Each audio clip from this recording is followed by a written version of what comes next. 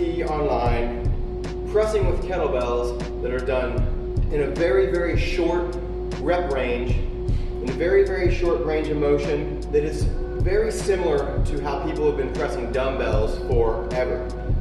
The goal and benefit of training with a kettlebell is the fact that you can have your elbow all the way down by your body, side of your body, and work all the way up overhead, okay?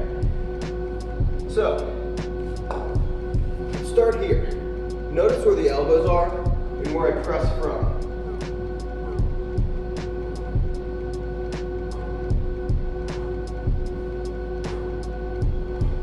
Now, you see why that can be accomplished? Is because the weight's on the outside of the body. The hand is as close to the face and chin as possible.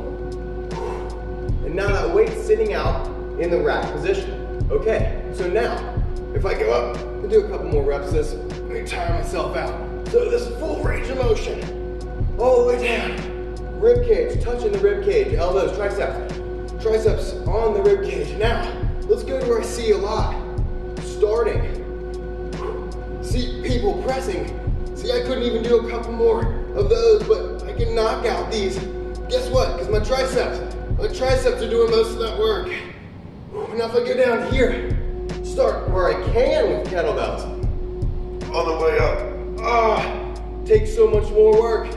But from here, it's easier. It's way easier. But look how much range of motion I'm losing out on.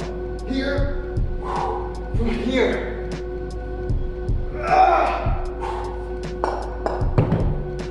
All right, so for everybody that's using kettlebells out there, make sure that you're using full range of motion.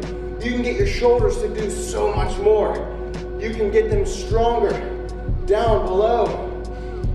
And that's gonna be safer and stable and more strength in your whole shoulder joint, not in just one short area.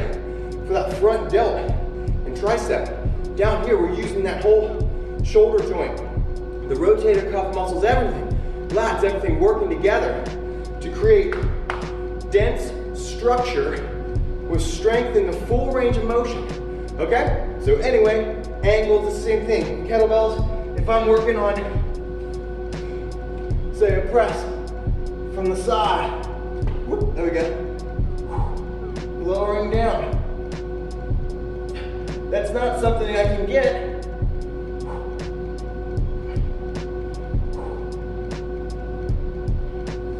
from here. Can't press out there. All right, so you can do that with dumbbells, but yeah, kettlebells, there's so many different ways, so many different angles, and they just fit for pressing. Even if you have a 100-pound kettlebell, but sitting out here, a 100-pound dumbbell, you're out here and your range is ridiculously limited. That's how a lot of people are showing off a lot of strength, by having limited range of motion. So when you go to stuff like this, kettlebells, especially fat bells, where a 100-pound fat bell is gonna be this fucking big, when a 100-pound dumbbell is gonna be this fucking big. Do you see where you can get more strength, more in a larger range of motion? That's what I'm looking for.